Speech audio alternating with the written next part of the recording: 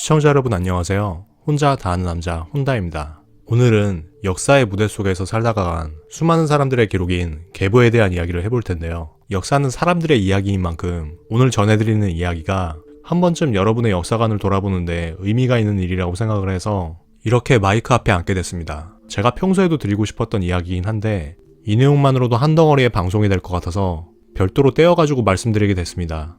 수학의 그래프 이론과 미셸 푸코와 롤랑 바르트의 사회학을 일부만 도입해서 직관적이고 간단명료하게 소개해드리려고 합니다. 우리는 역사 속에서 방대한 생과사의 기록인 계보를 접하게 됩니다. 너무나 방대해서 어느 부분부터 어떻게 접근해가지고 차근차근 지식을 쌓아가야 할지 막연함이 생기는 게 사실인데요. 이런 상황에서 먼저 계보를 어떻게 바라볼지에 대해서 생각하면서 역사를 마주하게 되면은 각자의 접근 방식과 철학을 정립할 수 있을 거라고 생각을 합니다. 그래서 우리가 역사에 대한 관점을 어떻게 정립해 갈지, 어떤 식으로 지식을 쌓아가야 할지에 대한 하나의 단서를 찾아보도록 하겠습니다. 먼저 계보에 대해서 이야기를 하려면은 계보라는 구조를 만들어야 될 텐데요. 역사의 계보는 다양한 분야에서 네트워크를 모델링하고 모사하는 도구인 그래프를 통해서 표현 가능합니다. 그래프는 하나의 정점, 그러니까 점이라고 할 수 있는 노드와 간선 혹은 엣지라고 불리는 정점 사이를 연결하는 선으로 구성되는데요. 이 간선에는 방향성이 존재하기도 하고 존재하지 않기도 합니다. 이걸 계보에 적용하게 되면은 역사의 무대 속에 존재했던 인물들은 정점이 될 거고 그들 사이의 혈연관계는 간선이라고 볼 수가 있을 겁니다. 시간의 흐름은 단방향으로 진행되니까 간선의 방향성은 선조로부터 후대로 향하는 그런 방향성이라고 할 수가 있을 겁니다. 우리 모두는 부모 양신으로부터 각각 50%의 유전자를 물려받습니다. 그러니까 제가 그렇듯 설령 성씨가 윤씨라고 하더라도 우리로 3대만큼 올라가 보게 되면 벌써 8명의 조상이 존재하게 됩니다. 이런 식으로 n대 위로 올라가게 되면은 우리는 모두 2의 n승명의 조상을 가지게 됩니다. 우리가 비록 우리와 같은 성씨를 가지는 조상만 바라보게 되지만 모든 인류는 누구에게나 변함없이 n대 위로 올라가게 되면은 2의 n제곱명의 조상을 가지게 됩니다. 이렇게 역사의 가치 판단을 개입시켜가지고 가공하기 전에 실체를 롤랑 바르트는 0도, 즉 제로 디그리로 정의를 했습니다. 그러니까 우리가 어떤 특별한 해석을 가하기 전에 순수한 실체를 의미하는 거죠.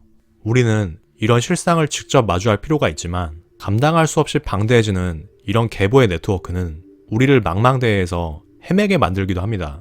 성경의 요한복음에는 진리가 너희를 자유케 하리라 이런 말이 있죠.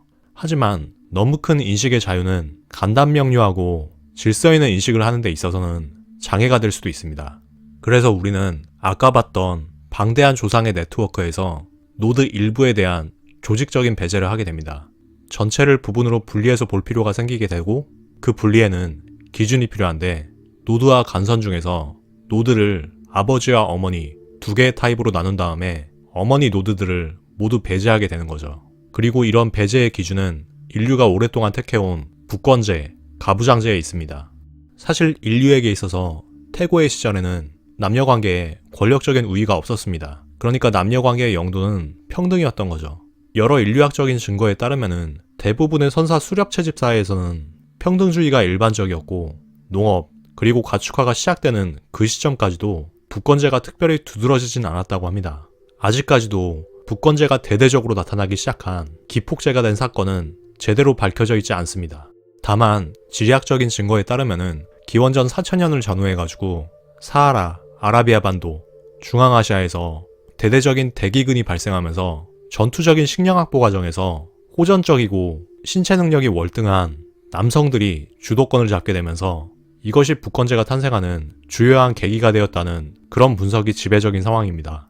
혹독한 상황 속에서 식량을 확보하는데 좀 더 유리한 위치에 있는 남성들의 발언권이 점점 세지게 된 거죠. 어찌되었든 이런 식으로 사회가 부계 중심으로 재편되면서 우리가 아까 살펴봤던 계보의 네트워크는 2의 n승명이 존재하는 복잡한 네트워크에서 여성들의 노드가 배제되면서 2의 n-1승계의 노드로 줄어들게 됩니다.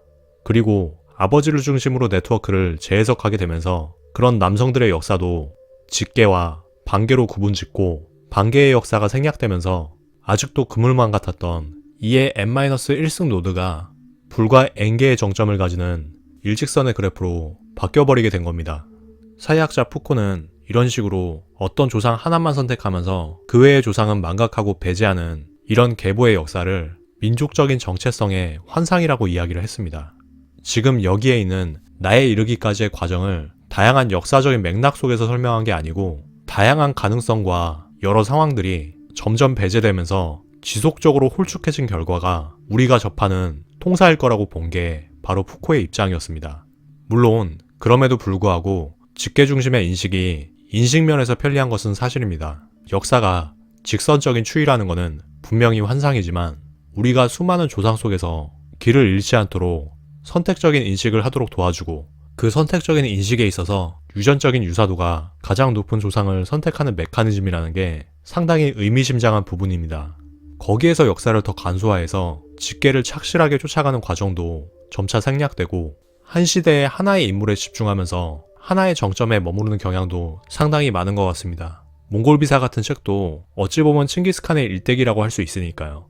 개인적으로 통사를 공부하고 통사를 다뤄보려는 욕구가 굉장히 큰 사람들이 있죠. 저도 그런 부류 중에 하나인데 이런 경향은 아무래도 조직적인 배제의 결과물인 그런 역사 속에서도 조금 더 근원에 가까운 그런 탐구 방식을 지향하기 때문이라고 이야기할 수 있을 것 같습니다.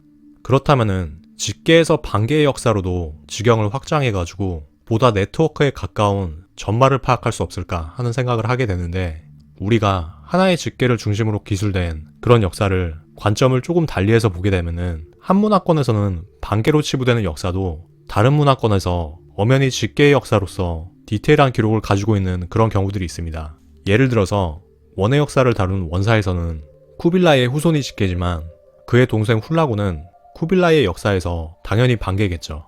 하지만 훌라구가 건립한 일칸국의 재상 라시드 아틴이 저술한 일칸국의 역사에서는 훌라구계가 직계고 당연히 쿠빌라이계가 그 주변의 반계일 겁니다.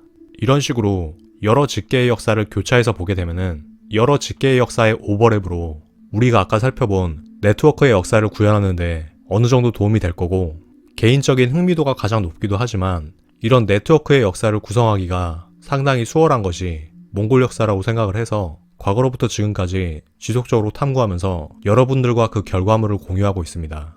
오늘 이야기는 간단하게 이 정도까지 하려고 하는데요. 제가 이 채널에서 다루고 있는 이야기들을 왜 선택하고 왜 그렇게 디테일하게 다뤄갔는지를 이 방송을 통해서 조금이나마 설명드릴 수 있었던 것 같습니다. 다음 방송부터는 다시 역사의 서사를 통해서 인사드리도록 하겠습니다. 지금까지 쭉 들어주셔서 감사하고요. 흥미롭게 들으셨다면 좋아요 눌러주시고 구독까지 해주시면 더욱 감사하겠습니다. 그리고 댓글로 여러가지 이야기 남겨주시면 제가 할 수 있는 범위 안에서 최대한 피드백 드리도록 하겠습니다. 그러면 저는 이제 다음 방송으로 찾아오도록 하겠습니다.